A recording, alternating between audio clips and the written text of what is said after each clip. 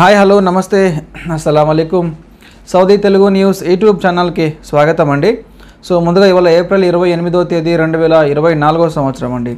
Friends, ఇవాళ update విషయానికి వస్తే సౌదీ అరేబియాలో జూన్ మంత్లో ఈ యొక్క హాలిడేస్ వస్తున్నాయండి. స్కూళ్ళు, మదరసాలు, కాలేజీలు ఇవన్నీ కూడా హాలిడేస్ ఇస్తూ ఉన్నారు. సో ఈ హాలిడేస్లో చాలామంది సౌదీ అరేబియా నుంచి ఇండియాకి రావాలని చెప్పి ప్లాన్ చేస్తూ ఉంటారు. సో ఫ్లైట్ టికెట్లకు సంబంధించి ముందుగానే తీసుకోండి, ఎందుకంటే జూన్ మంత్లో రేట్లు చాలా ఎక్కువ ఉన్నాయి. ఒకసారి మీరు వెళ్ళి ఆన్లైన్లో చూసుకోండి, చాలా రేట్లు ఉన్నాయండి. ఇంకా ఫ్యూచర్లో జూన్ మంత్లో ఇంకా ఎక్కువ రేట్లు పెరిగే అవకాశాలు ఉన్నాయి. సో ఇమీడియట్లీ మీరు 100% ట్రావెల్ చేస్తారనుకుంటే ఆన్లైన్లోకి వెళ్ళండి, లేదా మాకు ఫోన్ చేసినా మేము మంచి టికెట్ చూసి ఇస్తాము. సో దయచేసి టికెట్ మాత్రం తొందరగా తీసుకోండి, లేకుంటే మళ్ళీ రేట్లు పెరుగుతాయి, 100% పెరుగుతాయండి. ఎందుకంటే లాస్ట్ ఇయర్లో మనం చూస్తున్నాం. సో లాస్ట్ ఇయర్లో కూడా ఈ హాలిడేస్లో ఎలాగుంటాయంటే ఎమర్జెన్సీలు ఎవరైతే ట్రావెల్ చేస్తారో అలాంటి వారు పోయినసారి 90,000 లక్ష రూపాయలు పెట్టి కూడా వీళ్ళు రియాద్ నుంచి హైదరాబాద్ కానీ, జద్దా నుంచి హైదరాబాద్ కానీ ట్రావెల్ చేసిన వాళ్ళు కొంతమంది ఉన్నారండి. కాబట్టి ముందుగానే టికెట్ బుకింగ్ అవి చేసుకోండి, సరేనా.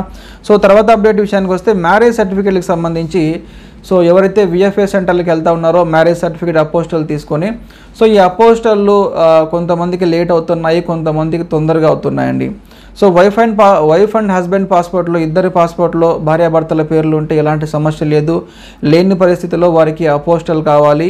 సో అపోస్టల్తో పాటు ఈ యొక్క మ్యారేజ్ సర్టిఫికేట్ మరియు అపోస్టల్ ట్రాన్స్లేషన్ లెటర్ అరబిక్లో కావాలి. అవునా, ఇది కొత్త రూల్ కదండి. సో ఇక్కడ హిందూ మ్యారేజ్ సర్టిఫికేట్లు హిందువులకు సంబంధించి మన హిందువులకు సంబంధించి హిందూ మ్యారేజ్ సర్టిఫికేట్లు అపోస్టల్ 1 వీక్ నుంచి 10 డేస్లో అవుతున్నాయి, వారికి ఎలాంటి సమస్య లేదు. కానీ ముస్లిం మ్యారేజ్ సర్టిఫికేట్లకు ఈ యొక్క వక్ఫ్ బోర్డులకు సంబంధించి ముస్లిం మ్యారేజ్ సర్టిఫికేట్లు ఏవైతే ఉన్నాయో ఇవి కొన్ని సమస్యగా ఉన్నాయి, చాలా లేట్ అవుతున్నాయి. 15 నుంచి 20 రోజుల సమయం పడతా ఉంది. కాబట్టి కొంచెం ముందుగా ఎవరైనా అపోస్టల్ చేయించాలంటే ముస్లిం మ్యారేజ్ సర్టిఫికేట్లు కొంచెం ముందుగానే ఇచ్చేయండి.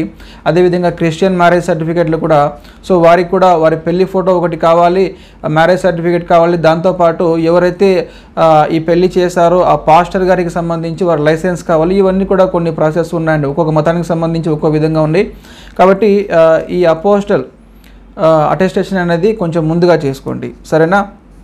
సో ఇంక తర్వాత విషయానికి వస్తే ఫ్యామిలీ విజిట్ వీసాలకు సంబంధించి ఎవరైతే అపాయింట్మెంట్ తీసుకుని విఎఫ్ఎస్ స్లాట్ తీసుకొని హైదరాబాద్కి వెళ్తూ ఉన్నారో, అది హైదరాబాద్ కానీ, బెంగళూరు కానీ, చెన్నై కానీ, ఈ 3 చోట్ల కూడా మనకు విఎఫ్ఎస్ సెంటర్లు ఉన్నాయి. సో అక్కడికి వెళ్ళిన తర్వాత మన యొక్క అపార్ట్మెంట్ స్లాట్లో ఒక అమౌంట్ ఉంటుంది, కానీ అక్కడికి వెళ్ళిన తర్వాత అంతకంటే ఎక్కువ తీసుకుంటూ ఉన్నారు. ఫర్ ఎగ్జాంపుల్ మీరు ఒక ఫోటో చూడొచ్చు ఇక్కడ.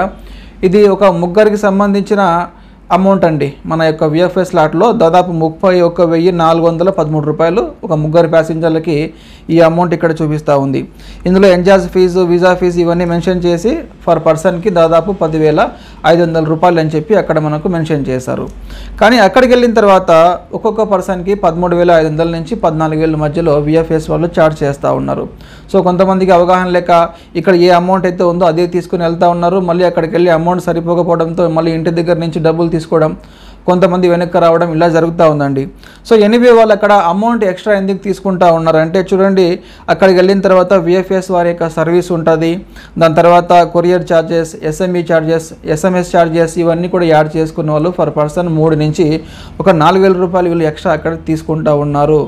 సో కాబట్టి మీరు గుడ్డిగా ఒక విషయాన్ని గుర్తుపెట్టుకోండి, ఎవరైతే ఫ్యామిలీ వీసా మీద స్లాట్ తీసుకొని విఎఫ్ఎస్కి వెళ్తా ఉన్నారో 13,500 నుంచి 14,000 మధ్యలో డబ్బులు తీసుకెళ్ళండి అంతే, ఓకేనా.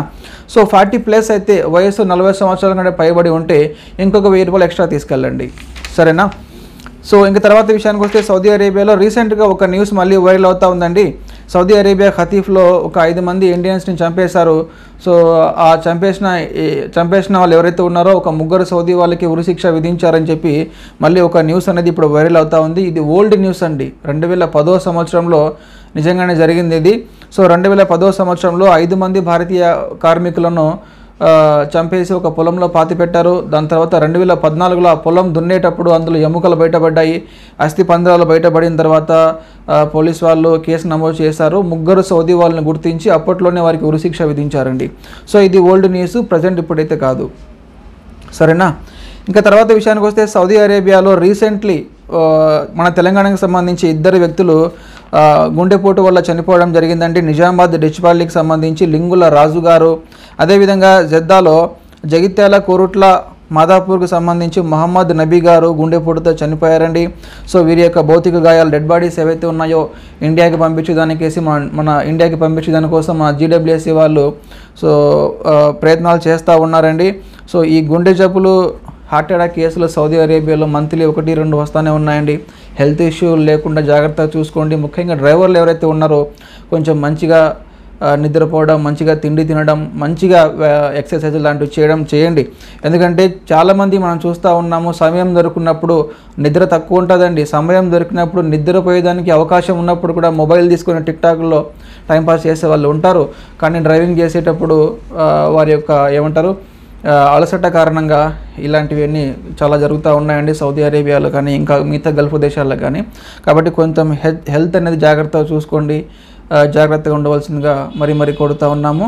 సో ఇంకో విషయం ఏంటంటే ఈ మన తెలంగాణలో గవర్నమెంట్ మారిపోయింది, కాంగ్రెస్ వచ్చింది. ఇక్కడ మనకు చాలామంది చర్చలు జరుగుతూ ఉన్నాయి.